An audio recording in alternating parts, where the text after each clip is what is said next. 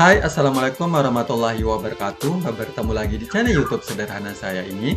Jadi untuk kesempatan kali ini, mari kita membahas tentang soal P3K untuk guru SD tahun 2021. Dan ini merupakan bagian pertama. Dan seperti video saya sebelum-sebelumnya, tentunya video kali ini ada beberapa catatan yang perlu teman-teman perhatikan. Nah, catatan yang pertama ini soalnya terdiri dari 10 soal. Kemudian terkait dia dengan materinya itu 2 soal terkait dia dengan pedagogik, kemudian 8 soal terkait dia dengan IPA dengan materi sistem gerak pada manusia. Kemudian tidak lupa mari kita berdiskusi ketika teman-teman menemukan ada jawaban atau pembahasan yang salah. Dan tidak lupa mari kita saling bersaparia di Instagram. Jangan lupa follow Instagram saya ya. Oke, tidak berlama-lama kita lanjut ke pertanyaan yang pertama. Nah, untuk pertanyaan yang pertama, terdapat indikator pencapaian kompetensi, yaitu mengidentifikasi pemanfaatan sumber daya alam hayati bagi kesejahteraan masyarakat di sekitar lingkungan tempat tinggal. Nah, jenis instrumen penilaian relevan untuk mengukur indikator adalah A. Observasi, B. Portofolio, C. Uji petik produk, yang D adalah tes tertulis, sedangkan yang E di sini adalah unjuk kerja. Nah, untuk soal nomor pertama ini kira-kira jawaban yang tepat adalah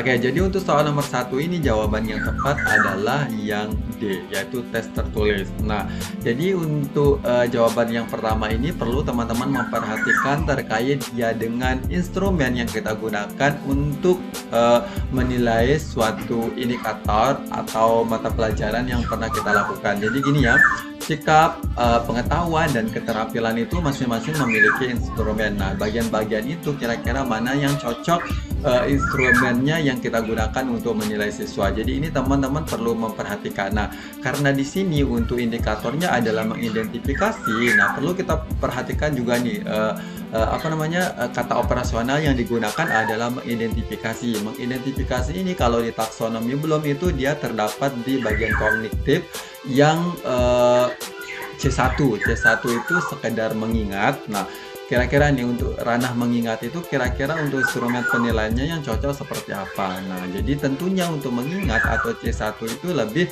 cenderung instrumennya adalah tes tertulis. Nah, di sini ada beberapa yang perlu teman-teman perhatikan. Ini adalah uraian singkatnya. Jadi untuk observasi itu ternyata cocoknya di penilaian sikap. Nah, kemudian di sini untuk portofolio adalah kegiatan menilai karya-karya siswa secara individu pada satu periode atau suatu mata pelajaran. Jadi ini satu periode, berarti ini kayak beberapa kumpulan karya-karya siswa yang perlu kita kumpulkan. Dan tentunya uji petik produk sama unjuk kerja ini lebih ranahnya ke keterampilan ya. Untuk instrumennya nanti ada beberapa yang perlu teman-teman perhatikan. Nah, di sini ada beberapa teknik dan bentuk instrumen. Kayak di sini ada tes tertulisnya itu ada isian, uraian, dan pilihan ganda. Sedangkan tulisannya ada data pertanyaan dan berikutnya. Nah, ini perlu teman-teman perhatikan ya. Oke, kita lanjut ke pertanyaan yang kedua. Kegiatan refleksi merupakan kegiatan terakhir dari pelaksanaan pembelajaran. Pada kegiatan inilah guru akan dapat mengetahui berhasil tidaknya rencana pelaksanaan pembelajaran. Kegiatan refleksi dilakukan dengan memperhatikan beberapa prinsip. Di antaranya adalah yang A adalah hasil penilaian pendidik dijadikan masukan oleh pendidik untuk perbaikan pembelajaran. Yang B ada kesadaran pendidik untuk meningkatkan kualitas pembelajaran. Sedangkan C adalah penilaian dilaksanakan di akhir pembelajaran. Yang D adalah penilaian dilaksanakan sejak awal pembelajaran sampai akhir pembelajaran. Nah, kira-kira ini untuk soal nomor 2 ini jawabannya tepat yang mana? Oke, jadi untuk soal nomor 2 ini jawaban yang tepat adalah yang D, yaitu penilaian dilaksanakan sejak awal pembelajaran sampai akhir pembelajaran.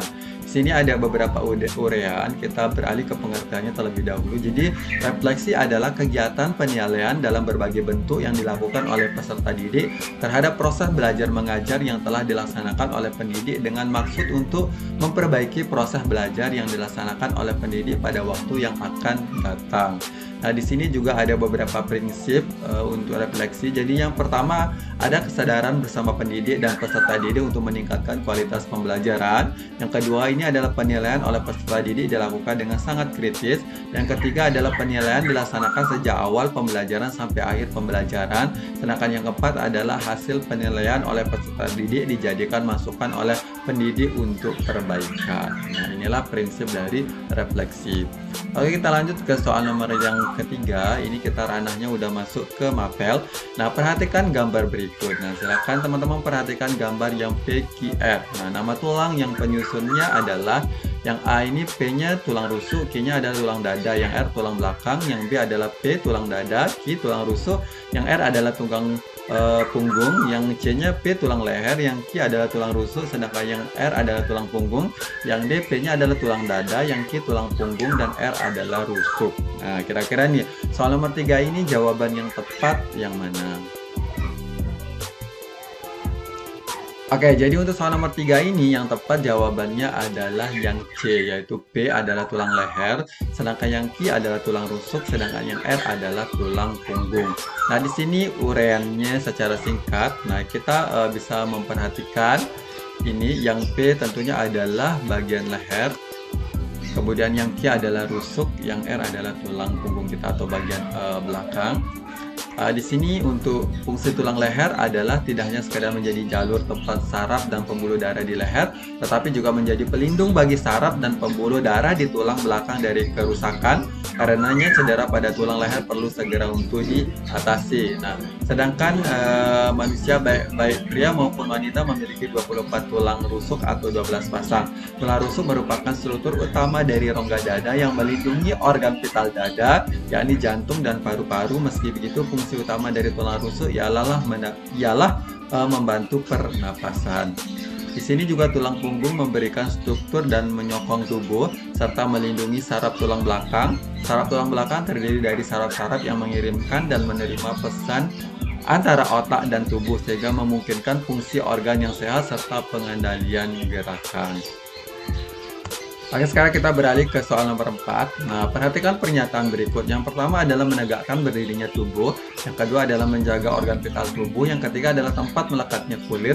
Sedangkan yang keempat di sini adalah sebagai alat gerak pasif. Nah, pernyataan yang merupakan fungsi rangka adalah yang A 1, 2, 3, yang B adalah 2, 3, dan 4, yang C adalah 1, 2, dan 4, yang D adalah 1, 3, 4. Nah, kira-kira untuk soal nomor 4 ini jawaban yang tepat yang mana?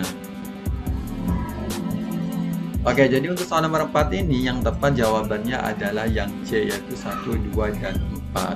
Di sini ada uraiannya, jadi ada beberapa fungsi dari rangka. Di sini yang pertama adalah rangka tubuh manusia memberi bentuk. Contohnya pada tulang tengkorak yang memberikan bentuk pada wajah atau kepala. Nah, yang kedua adalah rangka tubuh manusia juga berfungsi sebagai penopang tubuh kita. Contohnya tulang kaki yang menopang seluruh tubuh. Yang ketiga di sini melindungi organ-organ dalam. Contohnya tulang-tulang rusuk yang melindungi jantung dan paru-paru. Sedangkan yang keempat adalah rangka tubuh juga berfungsi sebagai alat gerak pasif. Yang kelima di sini ada tempat melekatnya otot, misalnya pada tulang kering menempel otot. Oke, kita lanjut ke soal nomor 5. Nah, untuk soal nomor 5 ini kita perlu memperhatikan sendi yang dituju huruf X dan Y beserta fungsinya yang benar. Nah, jadi kita memperhatikan X dan Y-nya ini, tapi fungsinya kira-kira yang mana yang benar. Oke, yang A untuk sendi X-nya adalah sendi engsel yang fungsinya menggerakkan leher ke kiri atau ke kanan. Sedangkan Y, sendi pelana yang fungsinya menggerakkan lengan ke pelana, menggerakkan lengan ke atas dan ke bawah. Nah, yang B di sini X-nya adalah sendi putar, gimana fungsinya adalah menggerakkan leher memutar. Sedangkan Y-nya adalah sendi peluru, yaitu menggerakkan lengan atas ke segala arah. Yang C adalah sendi pelana, fungsinya adalah menggerakkan leher ke atas dan ke bawah. Sendi peluru yang fungsinya adalah menggerakkan lengan atas ke segala arah. Sedangkan yang D adalah sendi peluru, yaitu menggerakkan leher ke segala arah. Kemudian Y-nya adalah sendi putar, menggerakkan lengan memutar. Nah, kira-kira X, Y-nya ini kira-kira yang mana nih jawabannya untuk soal nomor 5? Oke, jadi untuk soal nomor 5 ini jawabannya benar adalah yang B. Berarti X-nya adalah sendi putar, kemudian Y-nya adalah sendi peluru. Oke, di sini ciri uraian singkatnya. Ciri khas sendi putar adalah kemampuannya untuk menggerakkan tulang dalam gerakan memutar atau rotasi dari tulang lain. Contoh sendi putar adalah sendi di bagian leher. Sendi putar ini membuat bagian kepala bisa bergerak memutar. Kemudian di sini untuk sendi peluru merupakan jenis sendi untuk berbagi gerakan ke segala arah, termasuk gerak memutar. Sendi peluru memiliki rongga sendi dengan tulang yang ujungnya membulat seperti bola. Contoh sendi peluru adalah sendi di bagian panggul yang menyatukan tulang panggul dengan tulang paha. Oke, next. Nah, ini ada gambarnya, bagian-bagiannya. Silakan teman-teman memperhatikan. Oke, kita lanjut ke soal nomor 6. Nah, untuk soal nomor 6, perhatikan gambar berikut. Nah, gerak seperti pada gambar di samping disebut A. Fleksi, sedangkan yang B adalah ekstensi, sedangkan yang C adalah rotasi, sedangkan yang D adalah supinasi. Nah, kira-kira soal nomor 6 ini jawaban yang tepat yang mana? Oke, jadi untuk soal nomor 6 ini jawaban yang tepat adalah yang B, yaitu ekstensi. Sini singkat atau penjelasan singkatnya. Jadi yang pertama ini ada tentang fleksi dan ekstensi. Kita langsung ke A dan B-nya ya. Fleksi adalah gerak menekuk atau membengkokkan, sedangkan ekstensi adalah gerakan untuk meluruskan. Contoh gerakan ayunan lutut pada kegiatan gerak jalan. Gerak ayunan ke depan merupakan fleksi dan ayunan ke belakang disebut fleksi atau ekstensi. Ayunan ke belakang lebih lanjut disebut hiperekstensi. Di sini untuk supinasi dan pronasi. Ini supinasi adalah gerakan mengadahkan tangan. Pronasi adalah gerakan menelungkupkan. Juga perlu diketahui istilah supinasi dan pronasi hanya digunakan untuk wilayah pergelangan tangan saja. Nah, sedangkan gerak rotasi adalah suatu gerakan di mana benda berputar di sekitar sumbu tetap. Dalam gerak rotasi memiliki besaran-besaran seperti sudut dan radian, kecepatan sudut dan percepatan sudut. Oke, kita lanjut ke soal nomor 7. Nah, untuk soal nomor 7, perhatikan gambar berikut.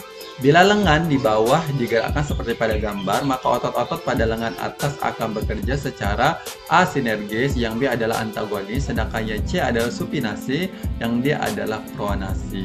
Nah, untuk soal nomor 7 ini jawaban yang tepat yang mana? Oke, jadi untuk soal nomor 7 ini jawaban yang tepat adalah yang B, yaitu antagonis. Dimana uraian singkatnya di sini untuk beralih ke sinergi. Jadi gerak sinergis adalah gerakan dua buah otot yang sama arahnya. Contohnya adalah gerakan otot pronator teres dan quadratus yang bekerja sama untuk menghasilkan gerakan supinasi dan pronasi. Berikutnya adalah gerakan antagonis, adalah gerakan dua buah otot yang saling berlawanan, misalnya otot triceps dan biceps yang saling membantu ketika kita sedang membengkokkan tangan dan meluruskan tangan. Di sini supinasi adalah gerakan otot untuk memutar lengan atau kaki sehingga telapak tangan mengarah ke atas. Sementara itu pronasi adalah gerakan otot lengan bawah sehingga telapak tangan mengarah ke bawah atau belakang. Next, kita ke soal nomor 9. Nama bagian tubuh manusia. Yang pertama adalah jantung, kemudian 2 lambung, yang ketiga ada paru-paru, yang keempat adalah tangan, yang kelima adalah usus. Nah, bagian tubuh yang bekerja menggunakan otot polos adalah A 1, 2, dan 3, sedangkan yang B adalah 1, 3, 5, yang C adalah 2, 3, dan 4, sedangkan yang D adalah 2, 3, dan 5. Nah, kira-kira nih jawaban nomor 9 yang tepat adalah... Oke, jadi untuk soal nomor 9 ini yang tepat adalah yang D, yaitu 2, 3, dan 5. Yang 2 adalah lambung, yang 3 adalah paru-paru, sedangkan yang 5 adalah usus. Oke, di sini uraiannya kita beralih ke pengertian otot polos. Jadi otot polos adalah otot yang bekerja secara tidak sadar yang berada hampir di seluruh bagian tubuh. Kemudian di sini untuk otot polos justru menempel pada organ-organ penting di dalam tubuh manusia seperti rahim, saluran pencernaan, kandungan kemih, area genital, pembuluh darah, paru-paru, kulit, dan mata. Nah, di sini ada beberapa fungsi dari otot polos. Yang pertama adalah sebagai penggerak bolus makanan pada saluran pencernaan, kemudian sebagai pengendali aliran darah dan tekanan darah pada sistem kardiovaskular. Berikutnya adalah pengatur aliran urin pada ginjal dan sistem berkemih. Berikutnya adalah mengontrol kontraksi rahim dan penggerakan aliran sperma pada sistem reproduksi. Oke, kita lanjut ke soal nomor 10 atau soal yang terakhir. Jadi ini perhatikan gambar. Kelainan tulang seperti pada gambar di samping adalah yang A adalah lordosis, yang B adalah skoliosis, yang C adalah kifosis, yang D adalah osteoporosis. Nah, kira-kira nih untuk soal nomor 10 ini jawaban yang tepat yang mana? Oke, jadi yang tepat jawaban nomor 10 ini adalah yang C, yaitu kyphosis. Di sini uraiannya, kelainan pada tulang belakang itu paling umum yang kita pelajari ada 3, yaitu skoliosis, lordosis, dan kyphosis. Silakan teman-teman memperhatikan gambarnya ini. Jadi silakan dihafal, siapa tahu nanti ada yang keluar.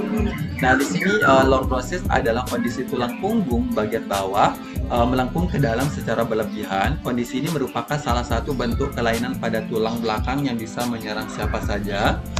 Berikutnya adalah skoliosis, adalah kondisi di mana tulang belakang melengkung seperti huruf C atau S. Skoliosis lebih sering ditemukan pada anak-anak sebelum masa pubertas, yaitu sekitar usia 10 sampai dengan 15 tahun. Berikutnya di sini untuk kyphosis adalah kelainan pada lengkungan tulang belakang yang membuat punggung bagian atas terlihat membulat atau bengkok tidak normal. Kondisi ini dapat terjadi pada siapa saja, tetapi lebih sering dialami oleh wanita lanjut usia. Berikutnya untuk osteoporosis merupakan suatu penyakit yang ditandai oleh berkurangnya massa tulang dan kerusakan mikroarsitektur tulang yang menyebabkan tulang menjadi rapuh dan meningkatkan risiko terjadi patah tulang. Oke, hanya itu yang bisa saya sampaikan. Terima kasih sudah menonton video kali ini. Semoga teman-teman berkenan. Kurang lebihnya mohon maaf. Wabillahi taufiq wal hidayah. Wassalamualaikum warahmatullahi wabarakatuh. Bye bye.